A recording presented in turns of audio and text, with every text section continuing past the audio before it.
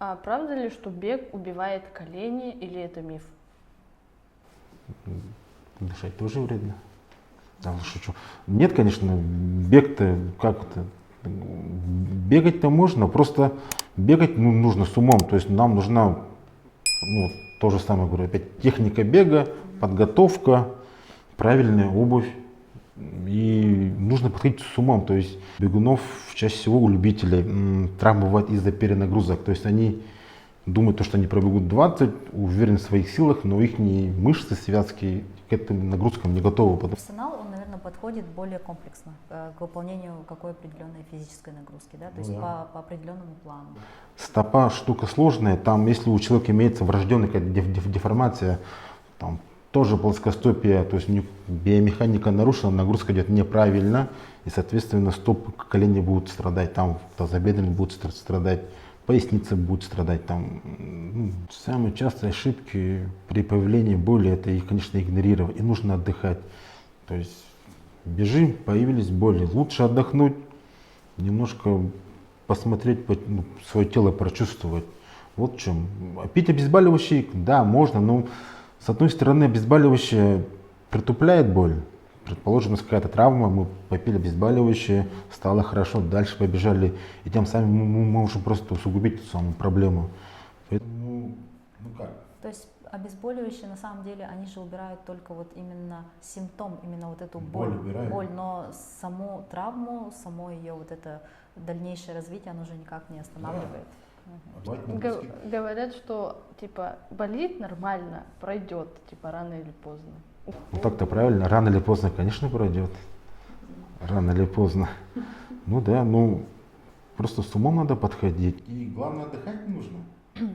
Всем привет и добро пожаловать в новый выпуск подкаста «Твоя беговая история». Мы ведущие Настя и Таня, и сегодня у нас в гостях Виктор Яковлев, врач-ортопед-травматолог клиники ПМТ Клиник. В этом эпизоде мы поговорим про спортивные травмы, про их лечение и о том, как можно их предотвратить. Виктор, кстати, вот в августе на марафоне Олонхо работал с бегунами и оказывал им экстренную помощь. Спасибо, что пришли.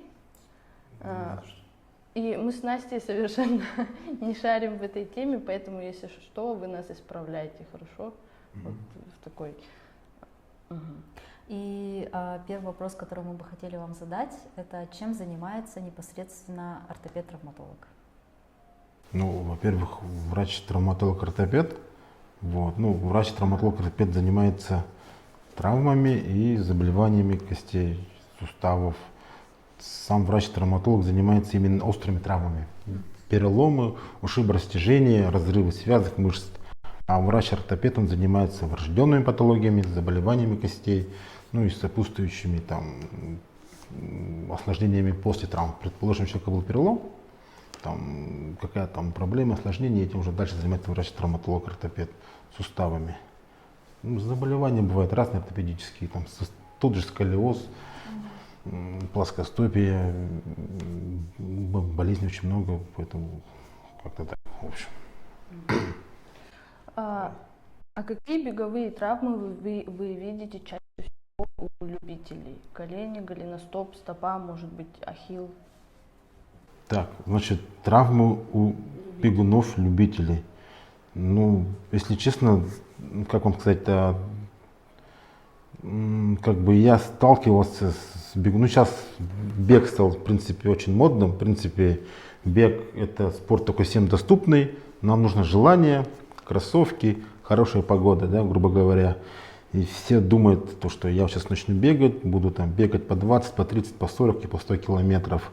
У бегунов, чаще всего у любителей, травмы бывают из-за перенагрузок. То есть они думают, что они пробегут 20, уверены в своих силах, но их мышцы, связки к этим нагрузкам не готовы, потому что бег — это не просто вот бег, там как бы много, там техника, все прочее, прочее, совокупности. И у любителей чаще всего страдает колени, нагрузка.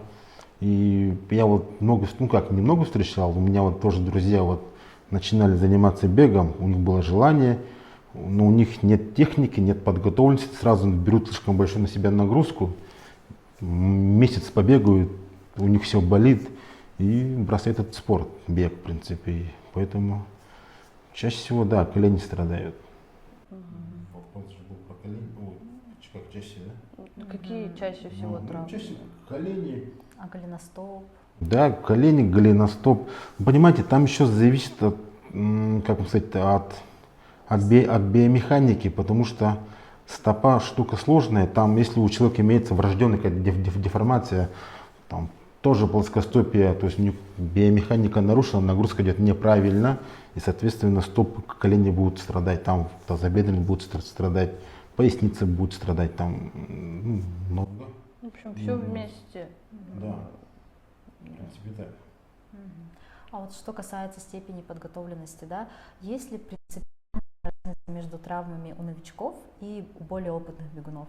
Вот, например, на прием к вам приходит человек, говорит, я бегаю, но у меня болит что-то, что вы видите человека и определяете, опытный он бегун или новичок. Вот есть вот принципиальная разница между травмами у обоих типов людей. Ну, во-первых, опытного и любителя, если честно, видно внешне. Как опытный, да, и такой амбициозный, весь такой горячий. А профессионалы более такие спокойные, уже знают. То есть профессионал, он знает, какие у него чаще всего травмы, он более спокойный, равновешенный. Ну, понимаете, вот именно вот то, что вот травмы новичков и опытных, ну, прям так такого вот, прям там граница размытая. Там те же травмы, просто новички, вот мы с ними общаемся, и по мере общения ты понимаешь, что вот человек вот начал недавно, там месяц, полгода, просто там чаще всего новичков бывает из-за перенагрузок травмы. То есть человек, скажем так, еще не знает, скажем так, насколько он подготовлен, уровень своей подготовленности, и начинает берет на себя слишком много нагрузок. За счет этого у него перенагрузки, и вот начинаются все вот проблемы с голеностопом, с коленкой, хамстринги, и все. А профессионал, он профессионал, с ним даже, если честно, вот, нету прям такого. Ну, просто это, когда общаешься с человеком, сразу видно. Ну, профессионал, он, наверное, подходит более комплексно к выполнению какой определенной физической нагрузки, да, то есть по определенному плану, как мы сейчас с Таней занимаемся с тренерами, и у каждой из нас есть план тренировок, получается, и мы этому плану следуем, не выходя за границы этого плана. Вот. А как понять, что боль – это нормальная адаптация, а не травма, с которой нужно идти к врачу? Например, у меня болит, вот кость же есть, кость новичков ее называют. Вот тут в ноге, в передняя часть. Я понял. Да. Получается, вы имеете в виду, где вот имеется бугрится большеберцовой кости, то есть вот боль по передней поверхности, там имеется, Да, не да. бугрится, а гребень большеберцовой кости.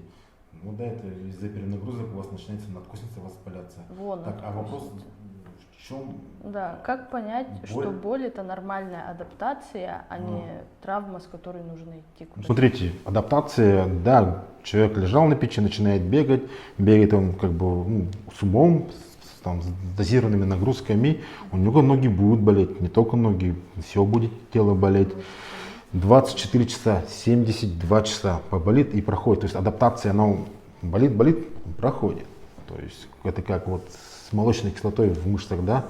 А патологическая боль, то есть вы побегали, сели, отдохнули, боль прошла. Вы начинаете опять давать нагрузку и опять беспокоит, то тут уже как бы понятно, что это патология. То есть, да, то есть начинаем какие-то нагрузки, болит, это уже как бы. А вот с этой костью что делать? Давать нагрузки. Говорят, что типа болит нормально, пройдет, типа рано или поздно. У всех по-разному, у кого-то. Ну так-то правильно, рано или поздно, конечно, пройдет. Рано или поздно. Ну да, просто с умом надо подходить. И главное, отдыхать нужно.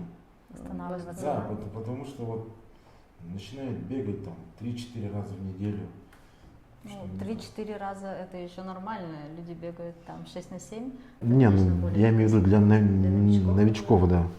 Вот тот же, скажем, там лежит такой там Василий, и начинает, 33 года лежал на печи, начинает бегать, говорит, 3-4 раза через день буду бегать, там, по 3-4 км. Мне кажется, это для него будет многовастенько, учитывая то, что у него нет техники бега. То есть постепенно должно идти нарастание, да, объемов, постепенно должно быть нарастание, да, нагрузки, так сказать, чтобы плавно, да, вводить. Я вот не знаю, я вот в одно время работал, ну, не то что не работал, общался, мне тоже знакомый бегом занимается, и он когда вот начинал, и он говорил, то, что вот нужно добавлять по 10, по 20% нагрузки. Или, или по 7, по 10, то есть нужно добавлять. Да, вот как-то так, ну, то есть бег это вроде кажется просто бег, а так-то без техники ты никуда далеко не убежишь. А какие самые частые ошибки бегуны совершают при появлении боли? Продолжают бегать, пьют обезболивающие и игнорируют восстановление. Ну, то есть какие самые частые ошибки? Самые частые ошибки при появлении боли это их, конечно, игнорировать. И нужно отдыхать. То есть бежим, появились боли. Лучше отдохнуть, немножко посмотреть, свое тело прочувствовать. Вот в чем. А пить обезболивающие, да, можно, но с одной стороны обезболивающее притупляет боль. Предположим, у нас какая-то травма, мы попили обезболивающее, стало хорошо, дальше побежали, и тем самым мы можем просто усугубить эту самую проблему. Поэтому, ну как? То есть обезболивающие на самом деле они же убирают только вот именно симптом, именно вот эту боль, но саму травму, само ее вот это дальнейшее развитие, оно же никак не останавливает. Обезболивающие можно принимать как экстренное. Предположим, что-то вдруг резко заболело, мы находимся далеко откуда-то, попили таблеточку, но после этого появились боли, у нас все болит, попили обезболивающее, тренировку лучше не продолжать, обратиться к медслужбу, показаться и потом уже ходить, напрягать. Не надо, конечно, если болит, хуже только сделаем. Да, понятно. А правда ли, что бег убивает колени, или это миф? Нет. Не миф. Миф? Нет, Да, это не миф. правда или ложь? Да. То есть правда ли, что бег убивает колени? Дышать тоже вредно. Да, шучу. Нет, конечно, бег-то как-то. Бегать-то можно, просто бегать нужно с умом. То есть нам нужна, ну, то же самое говорю, опять техника бега, подготовка, правильная обувь. И нужно подходить с умом. То есть сам бег, он как бы ничего плохого не сделает, но просто к нему нужно подходить с умом, с техникой, с экипировкой, чтобы было, как бы, и все будет хорошо. Да нет. Ну, конечно, там нагрузки тоже под себя подбирать. Мы смотрим по телевизору, Усейн Болт бегает за 8 секунд. Нет, конечно, он там тренировался 20 лет, и мы постепенно, то есть. А насколько техника бега влияет на риск травм? И нужно ли обычному любителю ее специально ставить? Ну, техника бега-то нужна, конечно. Там даже не техника бега, там даже начинается с фазы шага. То есть есть понятие фаза шага. То есть когда человек наступает, он всегда наступает на головки, то есть первые 3 пальца. Вы не замечали, но всегда вот первый палец, второй палец, они больше. Потому что когда мы начинаем ходить, фаза шага на первые, то там, нет, техника, конечно, очень большую роль влияет. Поэтому без техники как дышать, поднимать колени. Да, просто среди бегунов часто есть такое мнение, да, то, что техника бега, она придет с тренировками. То есть не нужно специально ее ставить. Как у каждого человека есть своя определенная походка, так и, собственно, человек и бежит. То есть своя техника бега, она приходит именно с тренировками, получается. Не нужно ее специально оттачивать, она приходит к тебе со временем. То есть мы же свою походку, мы же ее не оттачиваем. Вот, собственно, техника бега, она тоже, то есть у каждого она своя. То есть нет правильной техники, есть своя техника, получается. Нет, я думаю, что все-таки техника бега важна. Да, то, что вот своя техника, это, мне кажется, просто организм привыкает к каким-то нагрузкам. То есть человек шел, начинает бегать. Бегает он неправильно, просто организм к этому адаптируется и просто к таким вот неправильным настройкам привыкает и бегает. Да, он будет бегать, он также пробежит 20 километров. Просто того человека, у кого есть техника, он пробежит эти те же 20, и у него будут последствий меньше, а того, кто бегает с неправильной техникой, у него просто боли будут больше беспокоить. После бега там мышцы, все по-другому будет. Там же все, биомеханика нарушается, поэтому тактика нужна, но как бы без этого это никак. То есть прежде чем начать, мы ставим технику бега, да? То есть Хотя бы это базово, да, я так считаю. Иначе это никак. А вот еще же есть бегать с пятки или с носка. С пятки. О, и с носка. Ну, вообще в беговом сообществе я заметила то, что более опытные только бегут с носка, а любители все с пятки, короче, бегают. И тренера вначале специально не ставят технику. Тренируемся, и со временем уже, когда более-менее там быстро типа мы начнем бегать, тогда только мы будем учиться бегать. Ну, мне кажется, это как уровень, понимаете, уровень. Сразу ставить на тяжелый уровень, это, наверное, сложновато. Сначала, чтобы человек побегал, попривыкал, а потом уже мы переходим на вторую стадию уже. Как-то так вот. Это, как мне кажется, как с километрами. Сначала 2, потом 5, 7, 10, 20, 100. Ну, я так думаю. Возможно, не прав. Хорошо. А что важнее для профилактики травм? Растяжка, ОФП, отдых или все вместе в совокупности? Для профилактики? Для профилактики травм. Все вместе получается. Комплексно Ну да. подходим, да? Да, получается? растяжка всегда, ну, перед любыми тренировками нужно разогреваться. То же самое и с растяжкой. Общая нагрузка, то есть тоже нужен отдых, то же самое. То есть мы пробежали марафон, все, будьте любезны, отдохните немножко, организму нужно время восстановиться. Поэтому тут все вместе, в кучу, как бы все комплексно, да. А вот хотелось бы спросить, а как вот восстанавливаться спортсмену после каких-то вот таких больших дистанций, после каких-то соревнований? Как лучше восстанавливаться? Там баня, массаж, может быть, то же самое растяжка. Вот как подходить правильно к восстановлению? Ну, тут нужно будет, скорее всего, восстанавливать мышцы. А это у нас будет, скорее всего, массаж. Можно подойти к физиопроцедурам. Вот, например, у нас вот в клинике ПМТ клинике приходят больные, не больные, приходят бегуны после марафона, то есть мышцы забитые, и мы им делаем определенные процедуры, та же ударно-волновая, ТЭМС, то есть мы аппаратно снимаем нагрузку, ну, курсами, конечно, это не за раз, 2-3, и хорошо получается. Массажи, у нас тоже вот массажисты хорошо, в принципе, работают с бегунами, ну, к нам обращаются, уходят довольные, как бы все замечательно. Ну, баня всегда хорошо, никогда еще плохого не сделала. А если травма уже случилась, да, когда можно возвращаться к бегу и как не сделать хуже? Вот если ты уже получил травму. Если травма уже случилась, когда восстановитесь, это нужно же обращаться к специалистам, травматолог, ортопед или еще что у вас там какая-то травма. Да, реабилитацию, да, получается? совершенно верно. Не, ну конечно, если у человека в планах заниматься долгосрочным бегом, то он всегда подойдет основательно, то есть он обратится к специалистам, при необходимости там пройдет какие-то там исследования, тот же МРТ, предположим, при разрывах связок, то, что бывает, в принципе, довольно-таки часто. И исходя из этого уже, тут, если честно, тут прям такого ответа-то я вам не скажу. Тут подлечились, восстановились, после лечения тоже постепенные нагрузки и возвращаемся к обычному ритму.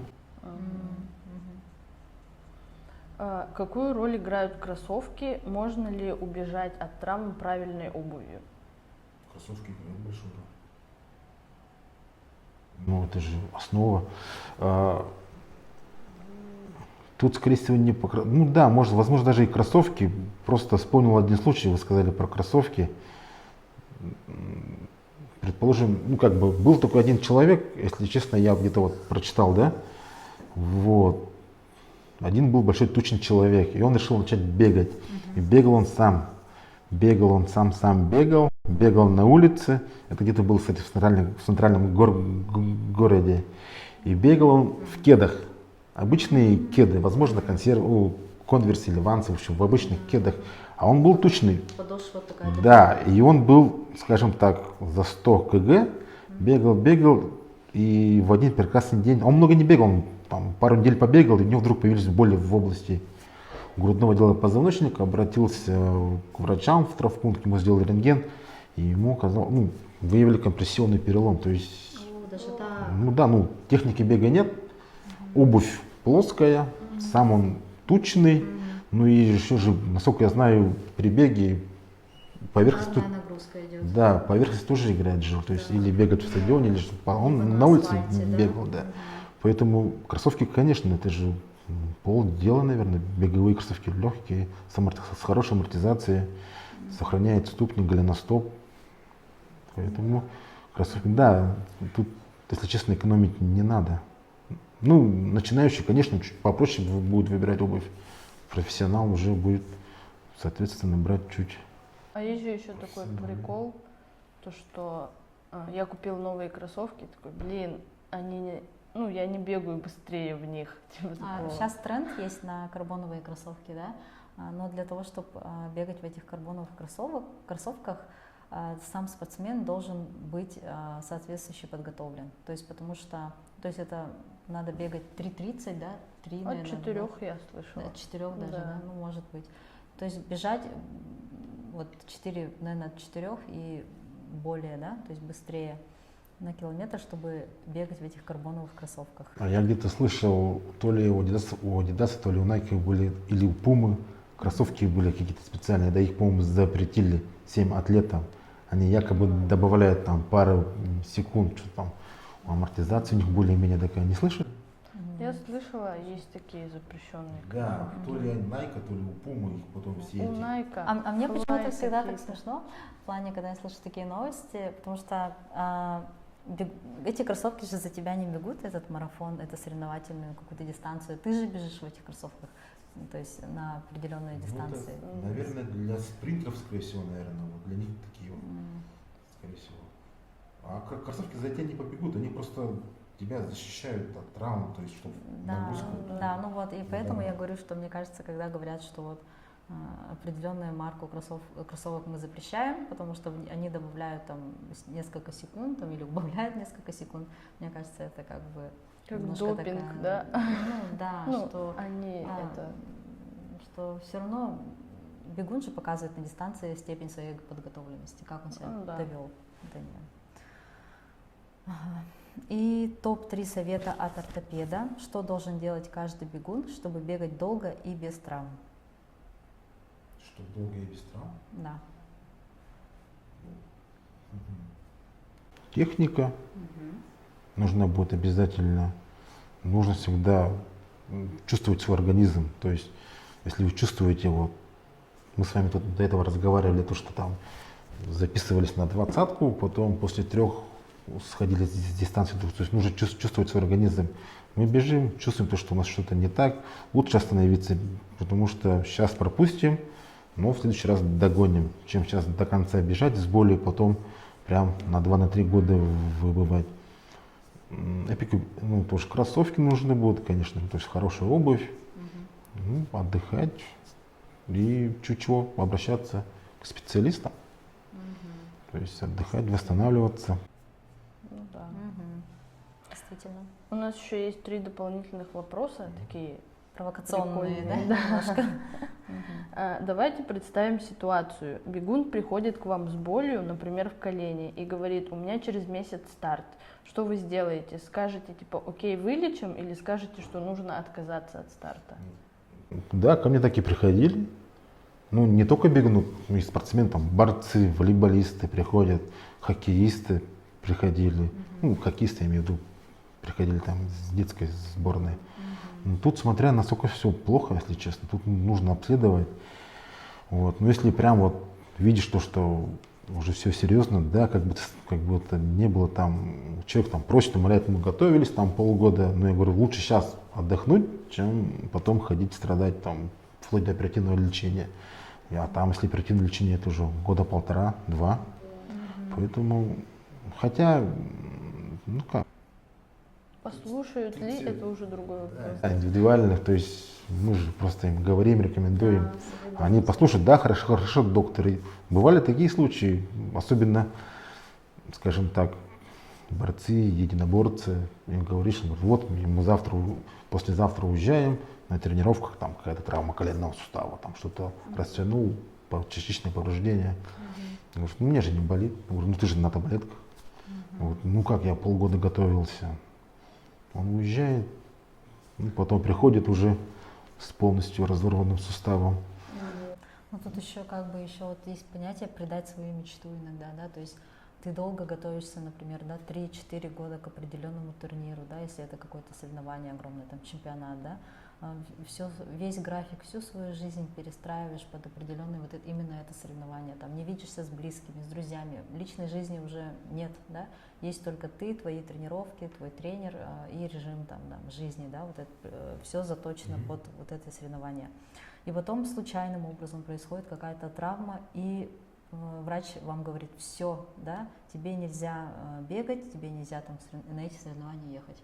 А ты 3 года готовился, и, конечно, у него такое есть чувство, что предаст себя, свою мечту, и, конечно, наверное, обидно. Да, и обидно, и в плане того, что вот они думают, вот лучше я как бы попробую свои силы, поеду, выступлю, а дальше уже будет как видно. Мне кажется, вот у них Проблемы да. будущего меня не мои проблемы. Да, ну как бы это выбирают мечту. Но это, конечно, плохо, но мы не были на их местах, Ну да. поэтому очень сложно судить. Да, тут очень сложно судить. Ну, с одной стороны, он съездит, почувствует. Больше вот так довольный делать не будет. вернется. Да. А вдруг удастся избежать, да, дальнейшее развитие вот этой травмы, да? Да. Да. То есть разные ситуации же бывают тоже, да. А если нет, то это тоже как бы Будет уроком. Будет уроком, да. Да.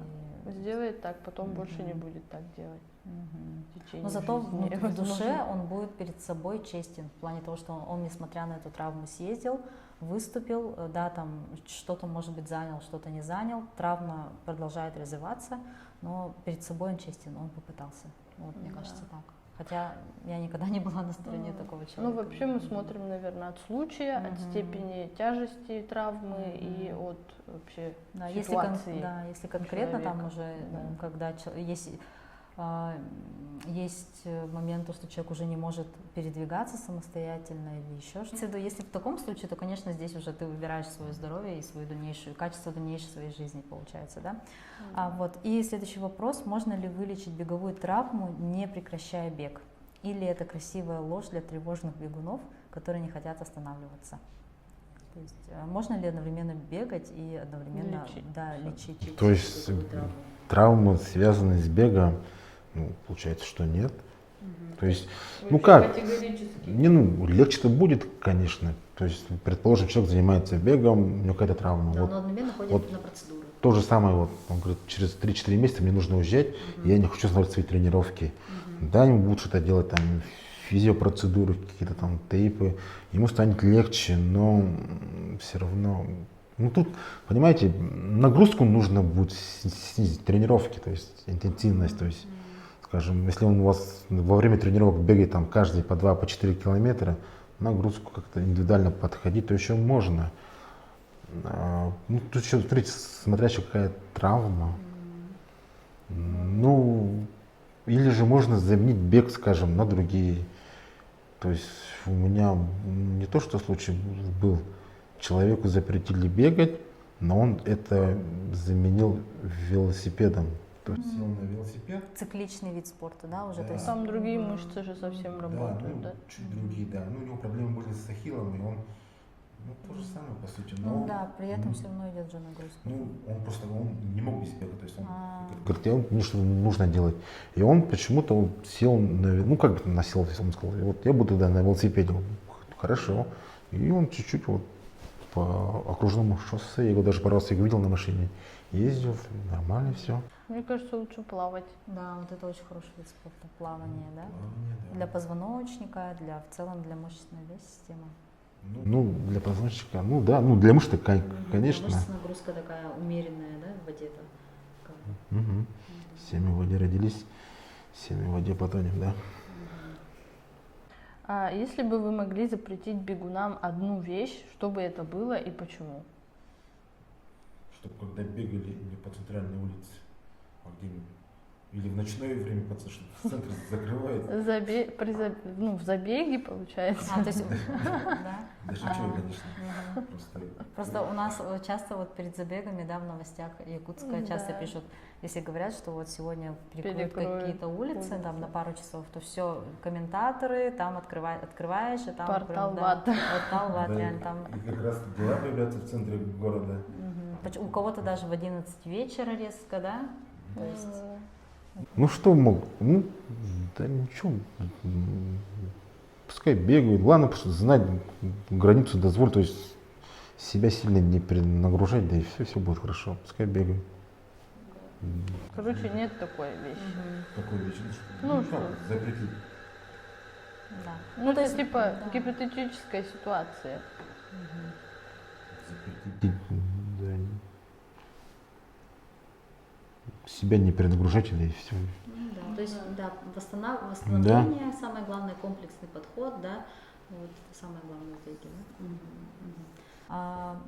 Вот вы врач-травматолог-ортопед в клинике PMT. Расскажите, пожалуйста, о ваших программах для бегунов. Вообще, какие есть? Есть вообще процедуры? такие у вас Да. программы или нет? Так, ну для бегунов у нас, да, есть.